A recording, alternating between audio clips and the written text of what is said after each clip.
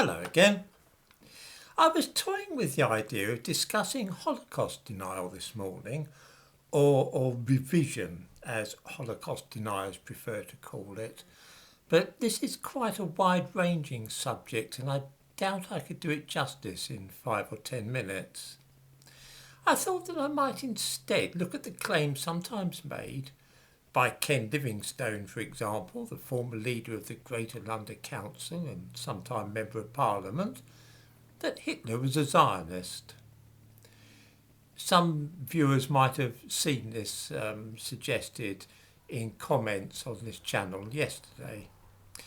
It's an idea which is very popular with anti-Semites and Holocaust deniers for obvious reasons. In the first place, it casts Hitler in a more sympathetic light and makes him seem less of a bloodthirsty butcher. And secondly, of course, anything which allows us to link together Nazis and Zionists is a good thing for those who wish to say unpleasant things about Jews and the State of Israel. Comparing Israel's behaviour with that of the Nazis is a popular way of slagging them off, and this version of history fits in neatly with that.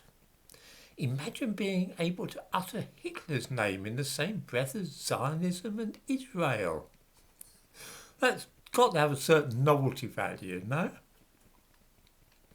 Before going any further, let me just mention something which regular viewers may long have suspected, which is that I have an enormous interest in the Holocaust and Zionism. And since this business touches upon both subjects, it will be guessed that I know a little about it. Let me just show you something. I'm going to undo this camera now and move it. Right.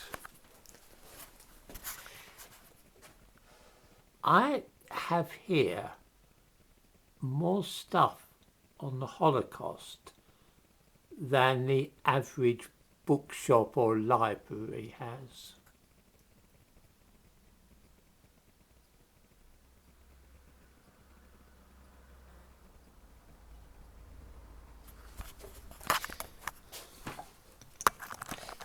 Yeah, I thought I'd just show that bookshelf just so people know that I do have quite a lot of sources to back up what I say. I don't always give them in the description to this video, but most of my information is taken from standard books, a lot of them older books which are out of print now. I'd better not show the shelves devoted to Zionism because they're even more extensive, and it might cause some of those who comment here to have seizures or for their heads to fall off or something at the idea of somebody who's so avowedly and unapologetically enthusiastic about Zionism and the State of Israel. Here, though, is one of those books which we need to consider. It's called The Iron Wall. It's about Zionist revisionism, and it covers people like Vladimir Jabotinsky and so on. Shamir, Menachem Begin. I'm sure we've all heard of them. Right. The reason I've shown you this book is this. I suspect that none of those who claim so gleefully that Hitler was a Zionist have the remotest idea where this all comes from or who started that particular story. Where on earth did Ken Livingstone come up with such a mad idea? The answer is he or somebody he either read or somebody told him about this book, Lenny Brenner. The author of the book, Lenny Brenner, is a Jew, which is a fairly strange Jew, and but anyway, he's a Jewish writer. He wrote The Iron Wall and also another book called The Age of the Dictators. And the two books go into great detail about the dealings between Zionists and the National Socialists in Germany after 1933. I'm trying to think of a way I can put this delicately. The people that made the deal with the National Socialists were not mainstream Zionists. The American Zionists were against it, so people like Jabotinsky. At any rate, a deal was signed between some German Zionists and the Reich Office for Economics, and the basis for the agreement was called the Heskem Ha'avara, or Transfer Protocol or Agreement. It was a trade pact, and it was signed in 1933 between the Anglo-Palestine Bank and the Reich Economic Office. You see, there had long been plans to remove Jews from Europe, not just by the Germans.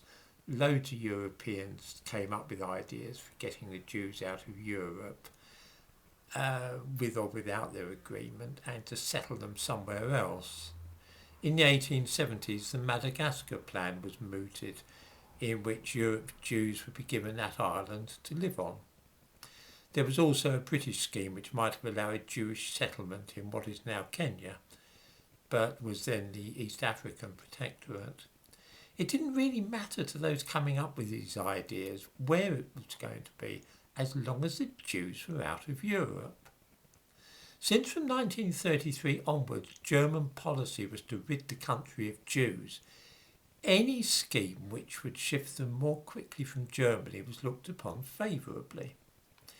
The German Zionists, of course, wished to live in Israel, but they didn't want to arrive there penniless, understandably.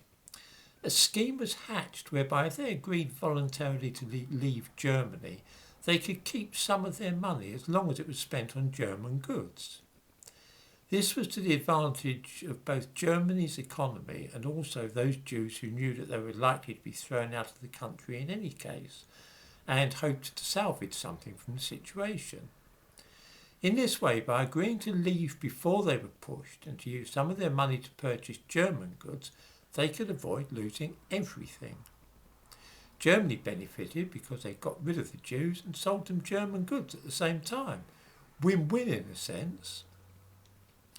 That is the basis of the Heskem Ha'avara that, again, you'll see mentioned sometimes by anti-Semites.